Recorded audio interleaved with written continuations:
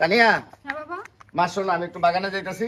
আর তুমি এই যে ঢাকা থাইকা নিজে খাও না নাকি? হ্যাঁ, খাই তো বাবা। মাসে মাসে টেয়া পাঠায়, ভালো মন্দ খাও না কেন? স্বাস্থ্যটার কি অবস্থা হয়েছে? খাইতে মন চায় না, কি করব? আচ্ছা, এবার ঢাকা তুমি এই স্বাস্থ্য পরিবর্তনের পরে যাইবা, ঠিক আছে? কি বড় ভাই, কারে কি শাসন মাসন করতেছেন একবারে? সে করতে হঠাৎ করে উদয় হয়ে গেলা। কেডা? বড় মেয়ে আমার ঢাকা থাকে। তানিয়া? হ্যাঁ, এস মাশাআল্লাহ মাশাআল্লাহ, কতদিন পরে দেখলাম। স্বাস্থ্য চেহারা তো মাশাআল্লাহ সুন্দরী, কিন্তু শুকায় গেছে। কি কি আলাপ করতেছেন? আর যে খায় না মনে হয় কিপটামি করে, নিজের স্বাস্থ্যের দিকে যত্ন নেয় না।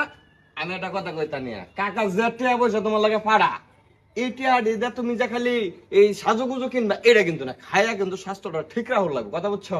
এই কাকা, টেনশনের কোনো কারণ নাই। আমনে ওখান থেকে মাসে মাসে টিয়া পাঠানোর দায়িত্ব আমার দিবেন। আমি ফল ফুট কিনে না হারা তা নেই না দেখে তুমি কই থাকো।